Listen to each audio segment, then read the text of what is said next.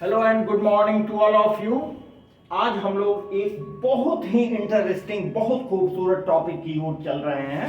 Class 11 के chemistry के thermodynamics से लिया गया है ये टॉपिक, जिसका नाम है हीट कैपेसिटी। हीट कैपेसिटी में हीट कैपेसिटी का मतलब क्या होता है? हीट कैपेसिटी वास्तव में इंडिकेट करता है कि किसी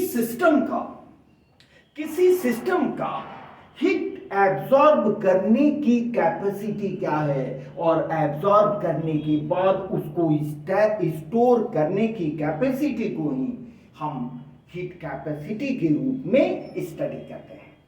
that means the heat capacity directly refers to to absorb the heat and store energy। अब जब हीट एब्जॉर्ब करता है, कोई सिस्टम हीट एब्जॉर्ब करता है, तो होता क्या है? जब कोई सिस्टम हीट एब्जॉर्ब करता है तो सिस्टम के अंदर जो गैसियस पार्टिकल्स होते हैं, एटम्स होते हैं, मॉलिक्यूल्स होते हैं, उनका काइनेटिक मोशन इंक्रीज कर जाता है। काइनेटिक मोशन जब इंक्रीज करेगा तो उनकी काइनेटिक एनर्जी इंक्रीज करेगी, और काइनेटिक एनर्जी इंक्रीज करेगी तो टेम्परेचर इंक्रीज करेगा तो ऑब्वियसली सिस्टम का टेम्परेचर बढ़ेगा। ठीक है, तो इस टेम्परेचर का बढ़ना, the increase in temperature which is directly correlated with the absorbed amount of heat, जिसको हम पढ़ते हैं हीट कैपेसिटी के अंदर। आइए देखते हैं, इसको पॉइंट वाइज लिखते हैं। Number 1 point, heat capacity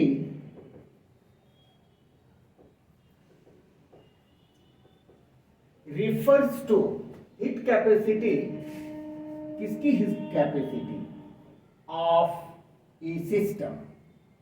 heat capacity of a system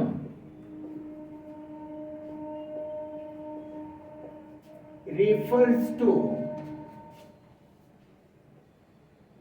absorb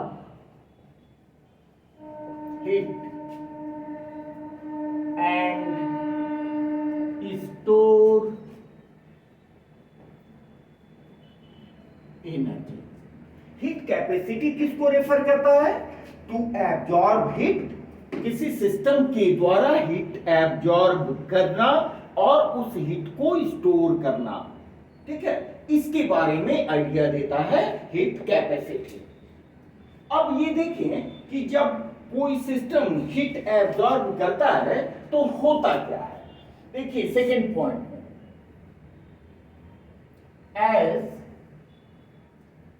the system absorbs the heat, कोई सिस्टम हीट एब्जॉर्ब करता है तो क्या होता है? It goes to increase the kinetic motion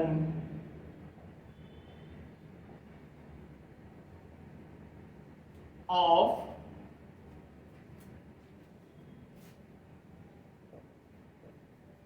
atoms and molecules। थोड़ा सा ध्यान दें कि जब सिस्टम हीट एनर्जी को एब्जॉर्ब करता है तो सिस्टम के अंदर जितने भी एटम्स हैं, मॉलिक्यूल्स हैं, उनके काइनेटिक मोशन में इंक्रीज होता है।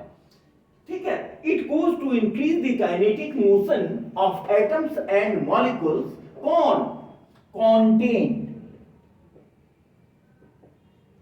contained in the सिस्टम के अंदर जितने भी एटम्स और मॉलिक्यूल्स हैं, उनका काइनेटिक मोशन करने की गति तेज हो जाती है। इससे क्या होता है? इससे causing increase in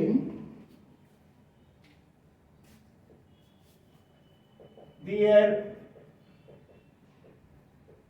kinetic energy.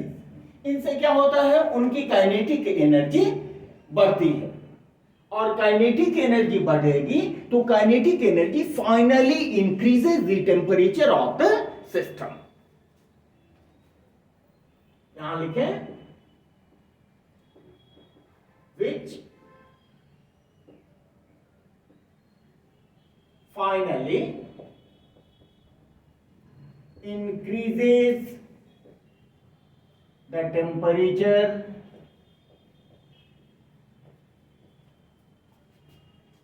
of the system।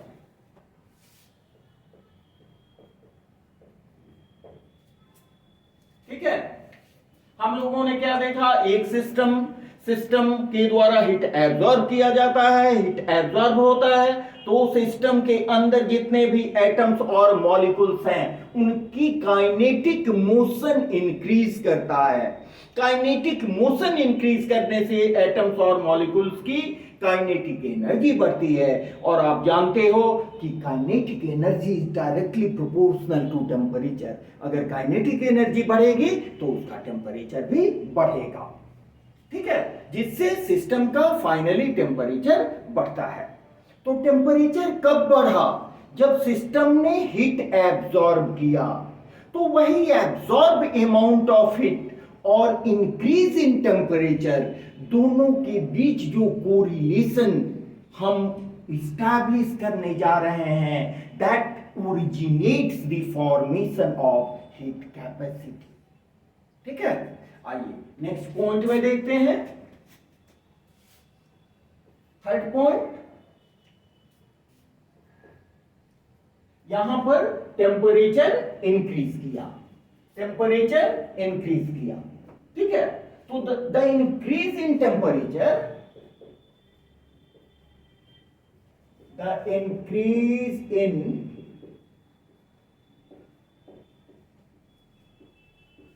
Temperature, जिसको हमने डेल्टा टी से रिप्रेजेंट किया है।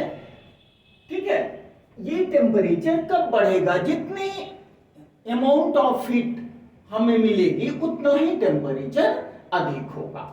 Is increase in temperature is directly proportional to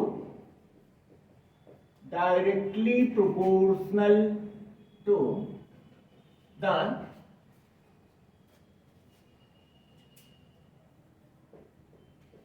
absorbed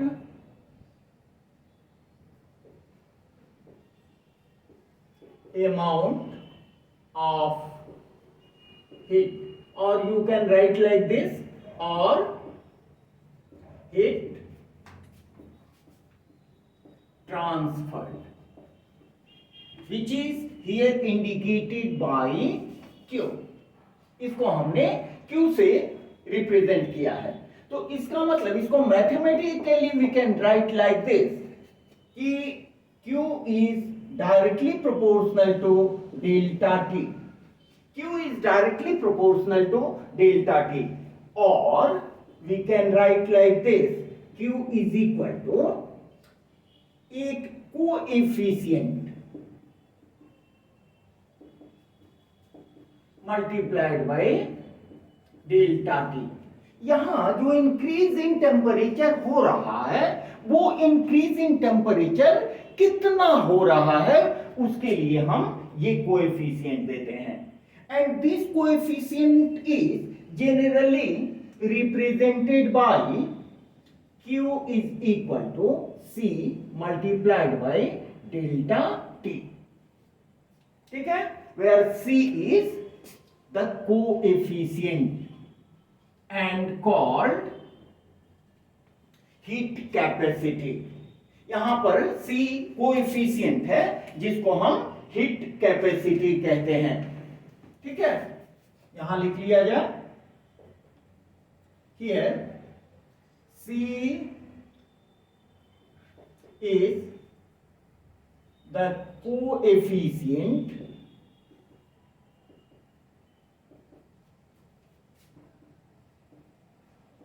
which is called heat capacity denoted by C। ये कोएफिशिएंट ही हीट कैपेसिटी है जिसको हम capital C से डिनोट करते हैं। हम समझ रहे हैं कि मेरी बात आप लोगों को समझ में आ रही है। अब ये जो हीट कैपेसिटी है, heat capacity, the capacity to absorb heat and store energy, इसका ऑब्वियस है, बिल्कुल क्लियर है कि ये डिपेंड करेगा कि कोई सिस्टम का साइज कितना है, कितना बड़ा है, उसका नेचर कैसा है, उसका कॉम्पोजिशन कैसा है, इस पर डिपेंड करता है ये C का वैल्यू। समझ रहे हैं बात? आइए इसको देखते हैं।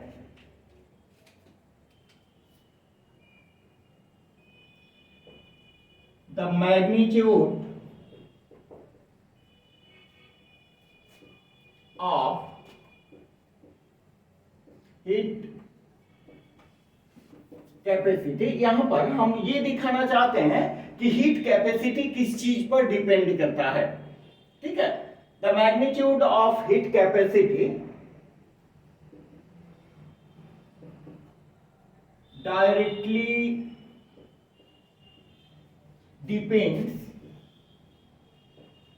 Upon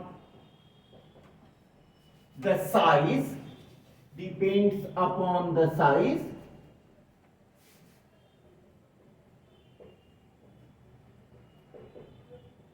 composition, nature of the system।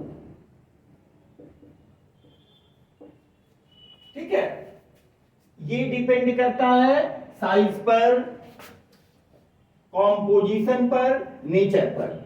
तो आप पहले भी डेफिनेशन से जानते हो कि those properties which depends upon the size of the system are said to be extensive property। इसका मतलब that is heat capacity is an extensive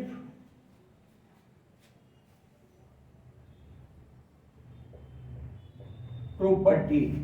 heat capacity एक एक्सटेंसिव प्रॉपर्टी है। क्यों है? Because it depends upon the size and amount of the substance. इसलिए heat capacity extensive property है। ठीक है, अब आते हैं नेक्स्ट पॉइंट में। हमारा एक इक्वेशन है Q is equal to C into delta t. Q is equal to C into delta t. अगर देखें चेंज इन टेम्परेचर हमारा 1 डिग्री सेंटीग्रेड हो या 1 केल्विन हो, यहां पर आप 1 केल्विन रख दो तो वैसी स्थिति में the absorbed amount of heat will be equal to heat capacity. The absorbed amount of heat will be equal to heat capacity when there is change in temperature by either 1 degree centigrade or 1 Kelvin। तो यहां पर इसको heat capacity को define करने के लिए हम delta T का वैल्यू या तो 1 केल्विन ले लें या फिर 1 डिग्री सेंटीग्रेड। नेक्स्ट पॉइंट में देखें, in order to define heat capacity,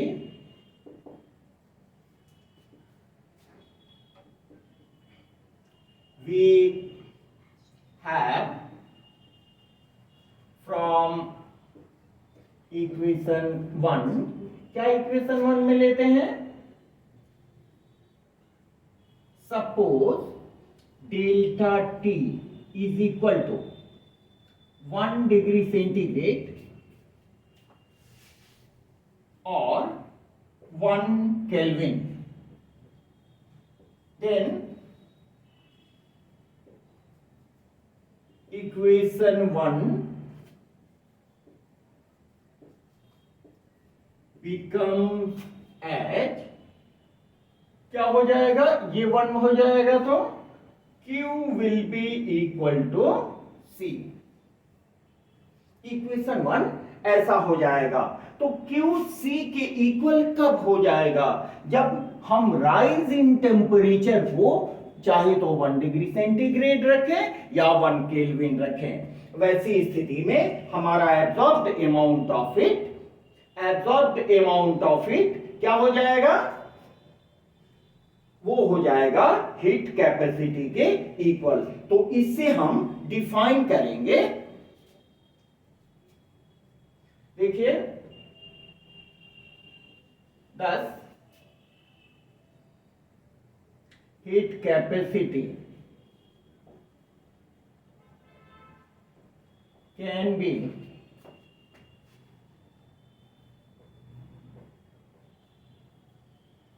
defined as, देखिए क्या है हीट कैपेसिटी? क्या है? The amount of heat. Heat capacity is the amount of heat required to raise the temperature of the system either by 1 degree centigrade or 1 Kelvin. That means increase the temperature by unit degree centigrade or Kelvin, can be defined as the amount of heat required to raise the temperature of the system by 1 degree C or 1 Kelvin। ठीक है? The amount of heat required to raise the temperature of the system by 1 degree C or 1 Kelvin is called heat capacity। इसी को हम कहते हैं heat capacity. ठीक है, इसको आप लोग लिख लो तो हम आगे चलते हैं। आइए, हमारा इक्वेशन क्या था? इक्वेशन था Q is equal to C multiplied by delta t. और इससे हम लिख सकते हैं C is equal to Q by delta t. इस इक्वेशन से क्या क्लियर हो रहा है कि अगर हीट कैपेसिटी का वैल्यू अधिक होगा तो अधिक टेम्परेचर देने के बावजूद भी उसमें टेम्परेचर राइज डेल्टा टी का वैल्यू बहुत कम इंक्रीज करेगा। ठीक है, यहां देखें, from above expression it is clear that when the value of C is larger, high magnitude of energy will be required to raise the temperature of the system। अगर heat capacity अधिक होगी तो क्या टेम्परेचर को बढ़ाने के लिए हमें बहुत अमाउंट में हीट देना पड़ेगा। बहुत अमाउंट में हीट देंगे तो थोड़ा टेम्परेचर बढ़ेगा। देखिए इसके इनवर्सली प्रोपोर्शनल है, ठीक है। And finally we have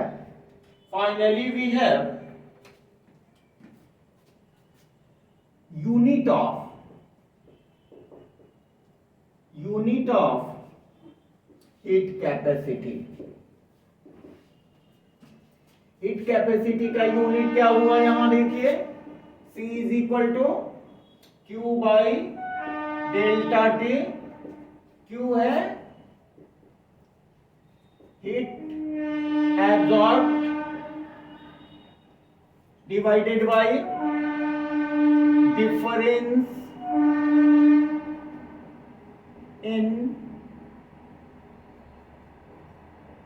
temperature, ठीक है। तो हीट एब्जॉर्ब को किस में हम रिप्रेजेंट करते हैं, हीट एब्जॉर्ब को जूल में रिप्रेजेंट करते हैं, डिवाइडेड बाई या तो डिग्री सेंटीग्रेड और इन kelvin.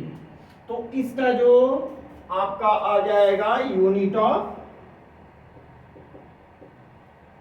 C will be equal to joule पर डिग्री सेंटीग्रेड, और केल्विन में क्या हो जाएगा, C is equal two joule पर केल्विन।